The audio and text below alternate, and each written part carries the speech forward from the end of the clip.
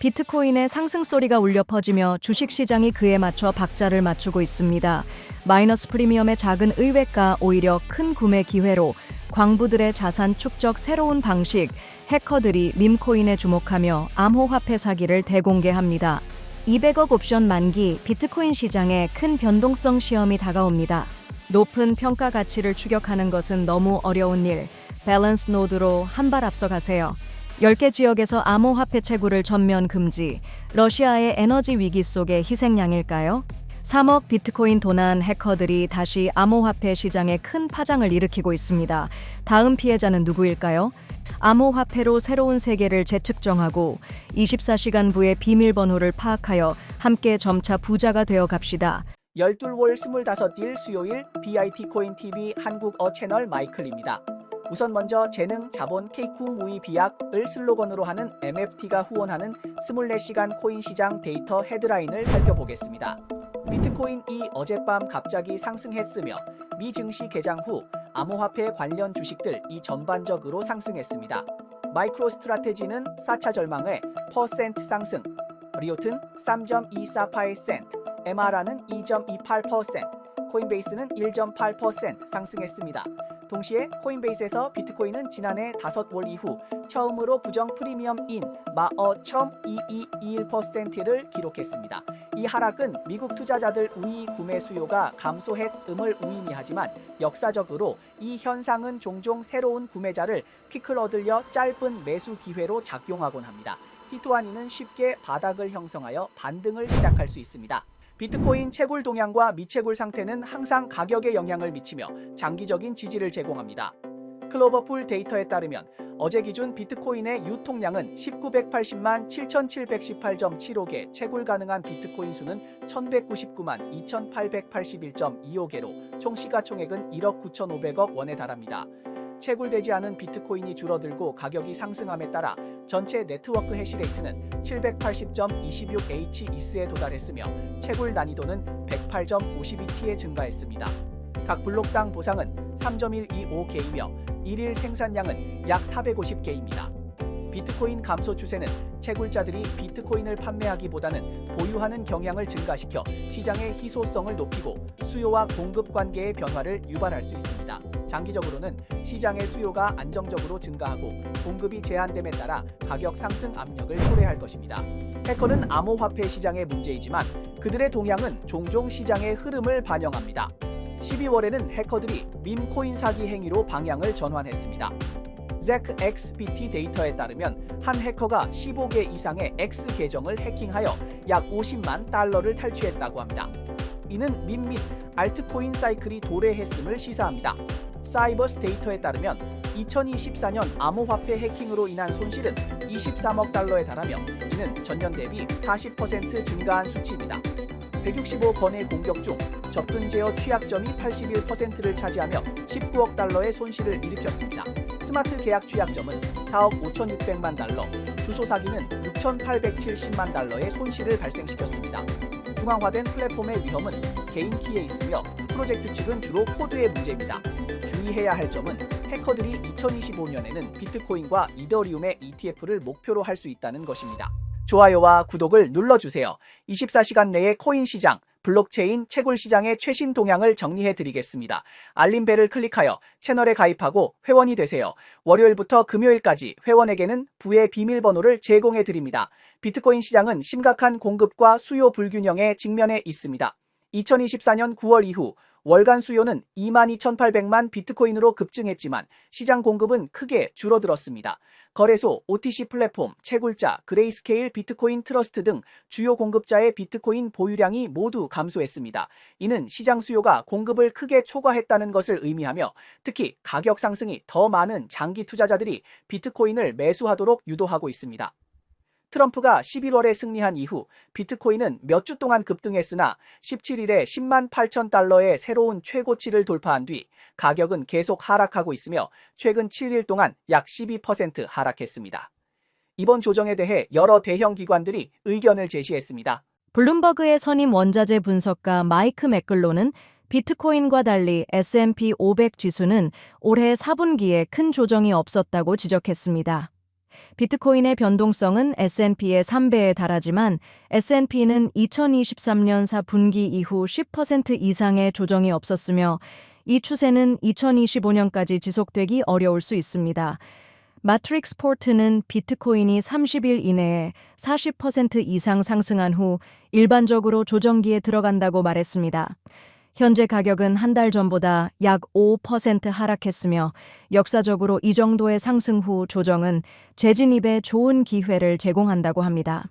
You know, right now there's a froth frenzy around buying Bitcoin all around the world. It's one of the first global assets, but there is so much leverage in the system, right? The basis, what it costs to fund long positions is as wide as I've ever seen it. And so will it last to the end of the year? I think so. 이번 주 금요일 약 200억 달러 규모의 비트코인과 이더리움 옵션이 만기됩니다. 크리스마스 휴일의 영향을 받아 현물 가격은 계속 횡보할 수 있지만 대규모 옵션 망이는 시장의 변동성을 일으킬 수 있습니다. 보통 옵션 만기 후 분기말 변동성 매도 현상이 재현될 수 있습니다. 현재 비트코인뿐만 아니라 금 등 리스크 자산들도 하락하고 있으며 비트코인이 변동성이 더 커서 하락폭이 더 크게 보일 뿐 전체적으로 이것은 정상적인 조정입니다. 저희 채널은 여러 번 조정 구간을 안내하고 매수 타이밍을 제시한 바 있습니다. 여러분은 이를 들으셨나요? 노드는 새로운 토큰 판매 방식으로 프로젝트의 경우 분산형 네트워크 자체에 많은 노드가 필요하고 팀의 경우 노드 판매는 새로운 자금 조달 방식입니다.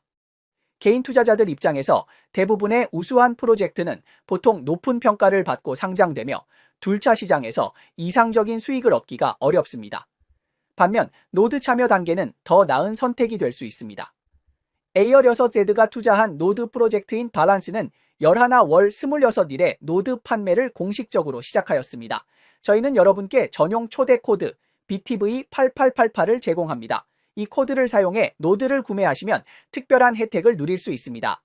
TG 이후 6개월 내에 투자 결과에 만족하지 않거나 향후 전망을 비관적으로 생각하신다면 저희 채널에서는 원가로 노드 비용을 재구매할 것을 약속드립니다. 이는 저희가 프로젝트에 대해 가진 자신감이자 시청자들에 대한 신뢰 보증입니다. EPT는 밸런스 플랫폼과 밸런스 ZK-EVM의 유일한 거버넌스 토큰으로 분배 비율은 다음과 같습니다. 런치풀과 공모 10%, 팀 15%, 기관 및 개인 투자자 15%, 생태계 재단 15%, 보상풀 40%, 마케팅 3%, 시가 관리 2%, 바란스는 EPT 토큰을 정기적으로 자사 50% 수익을 투입하여 재구매할 것을 약속하며 웹2 통합을 통해 이팔 서비스에서 반드시 EPT로 거래해야 한다는 조건을 부여합니다. 사용자 참여를 장려하기 위해 밸런스는 밸런스 펜스 프로토콜을 출시하여 100%의 수익을 키노드 보유자에게 분배합니다. We've already sold 17,000 nodes in our public sale, all at the first tier price of $599 each. Also, we've secured $10.5 million from institutional investors to back these nodes, with purchase spending from Tier 5 all the way up to Tier 105. The responses we've been getting so far are fantastic, which reflects the strong market interest in our product and what we're building here at Balance. 바란스 노드는 출시되자마자 $10,000,000를 모집하며 시장의 열기가 뜨겁습니다. 노드를 통한 자금 조달로 많은 지지자를 끌어들였으며 사업이 순조롭게 진행되고 암호화폐의 가격이 기대에 부응한다면 이 투자 방식은 장기적인 수익원으로 볼 수 있습니다. 토큰 분배 측면에서 전체적인 설계는 합리적입니다. VC는 15%를 차지하며 IOM 6세 $3,000,000 투자 기준으로 프로젝트의 가치는 $2억 달러를 초과합니다. 노드 투자자는 25.25%를 차지하여 프로젝트가 노드 생태계에 얼마나 중요한 가치를 두고 있는지 잘 보여줍니다. VC 토큰은 6개월의 잠금 기간이 있으며 이후 18개월 동안 선형적으로 배분됩니다. 반면 노드 사용자는 잠금 기간이 없고 첫 6개월 동안 18%를 해제할 수 있습니다. 선형 기간은 길지만 조기에 탈출할 수 있는 기회를 제공하는 장점이 있습니다. 이러한 해제 규칙 덕분에 노드 사용자는 VC 토큰이 해제되기 전에 더 빠른 수익 창출 기회를 가질 수 있습니다. 이 노드 투자가 마음에 드시나요?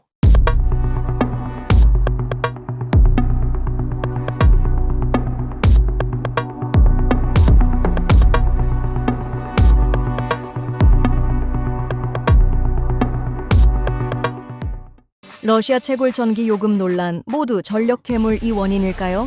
해커들이 채용 사기를 위장하고 DMM 비트코인에서 고급 공격이 다시 발생했습니다. 러시아는 최근 향후 6년 동안 10개 지역에서 암호화폐 채굴을 금지할 것이라고 발표했으며 이 정책은 전 세계적으로 큰 관심을 끌고 있습니다. 이전에 암호화폐 채굴을 합법화한 러시아는 왜 갑자기 이를 제한하게 되었을까요? 금지된 지역은 어디이며 그 이유는 무엇일까요?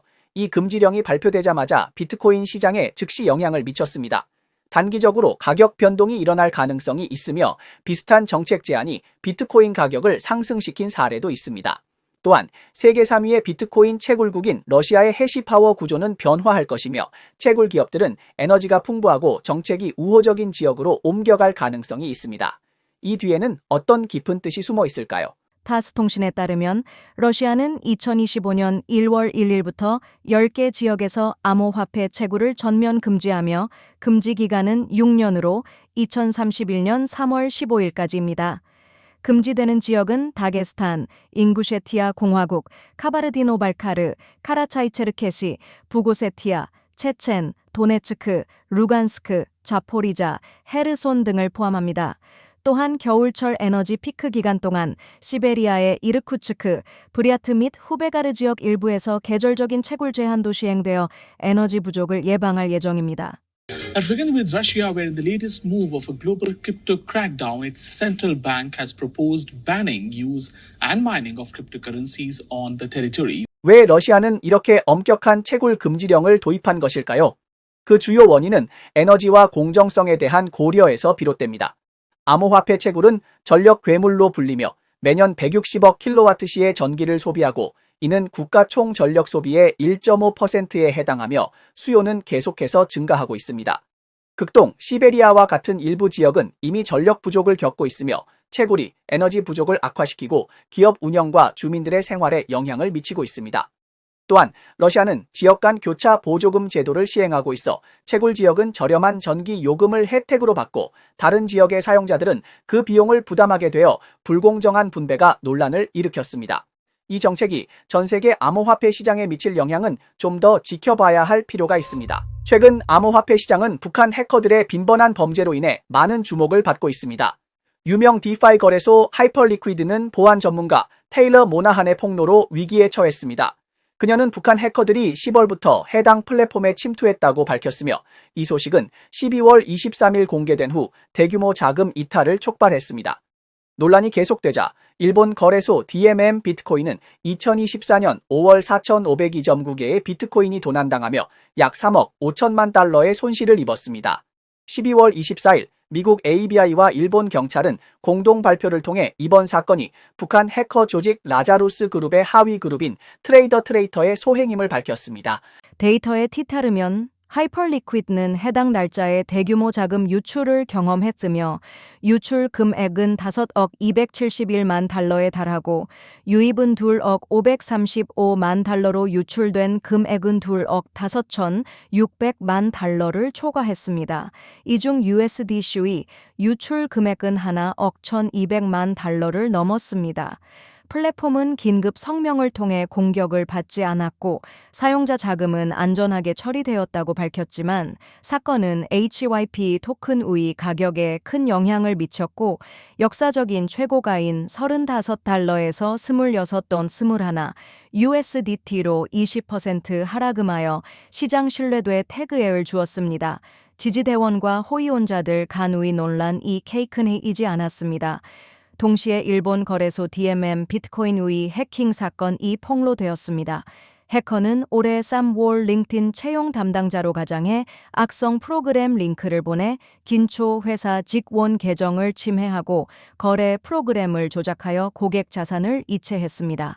It appears to be, and it's one of those things. I mean, the U.S. government has had a couple high-profile cases where they have gotten crypto back, but it isn't easy to do that, at least not at this point. DMM은 2024년 최대의 보안 사고임에도 불구하고 많은 해킹 사건 중 하나에 불과합니다. 12월 19일 차이나리시스는 2024년 동안 303건의 보안 사건이 발생했으며 그로 인해 22억 달러의 손실이 발생했다고 밝혔습니다. 웹3 보안 회사 사이버스도 중개 금융 CFI 분야에서 큰 타격을 입었으며 이와 같은 사건들이 1000% 증가했다고 언급했습니다. 잇따른 보안 사건들은 암호화폐 산업 전체에 경고음을 울리고 있으며 거래소의 보안 취약점은 반드시 보강되어야 합니다. 사용자가 가장 두려워하는 것은 앞선 전선에서 마진 거래를 하며 돈을 벌고 있을 때 뒤에서 지갑이 도난당하는 일입니다. 사용자 자산의 안전을 보장하는 것이 현재 우리가 가장 집중해야 할 문제입니다. 12월 25일 최신 데이터에 따르면 팜프데프의 누적 수익은 3억 달러를 넘어 3억 1,900만 달러에 달합니다. 월별 실적을 보면 이 플랫폼은 12월에 6,365만 달러의 수익을 기록했으며 이는 11월에 기록된 938만 달러의 역사적 최고치보다 32.2% 감소한 수치입니다. 산티맨은 X에 글을 올려 크리스마스를 맞이하여 비트코인과 알트코인이 잘 회복되었음을 알렸습니다. 아래는 BTC 지갑의 보유 규모별 분포입니다. 00.1 BTC 보유 지갑 517만 개, 0.10 BTC 보유 지갑 430만 개, 10,000 BTC 보유 지갑 150만 130개, 1000 BTC 이상 보유 지갑 2,050개. 팬케이크스왑은 덱스 플랫폼의 연간 실적을 요약한 보고서에서 2024년 글로벌 거래량이 3억 1,600억 달러에 달했다고 밝혔습니다. 크라우드펀딩 시델에 따르면 암호화폐 결제 플랫폼 문페이는 텍사스주 은행부로부터 송금 라이선스를 획득했다고 발표했습니다. 이제부터 텍사스주 사용자들은 비엔모와 페이펠을 통해 64종의 암호화폐를 구매할 수 있게 되었습니다. 최근 몬테네그로 헌법재판소는 테라폼 랩스의 창립자 도건이 송환 판결에 대해 제기한 항소를 전원일치로 기각했습니다. 항소가 기각됨에 따라 몬테네그로 법무장관은 도크원을 한국 또는 미국으로 송환할지 최종 결정을 내리게 됩니다. 네네, 이상이 오늘 방송의 주요 내용입니다. 저희 채널은 주로 암호화폐, 블록체인, 채굴업계에 가치 있는 뉴스를 보도하고 있습니다. 뉴스 외에도 심도 있는 특집 보도를 제공하고 있습니다. 채널이 유익하다고 생각되시면 공유와 팔로우 해주세요. 또한 회원이 되어 함께 성공해 자산을 늘려봅시다. 그럼 내일 또 만나요.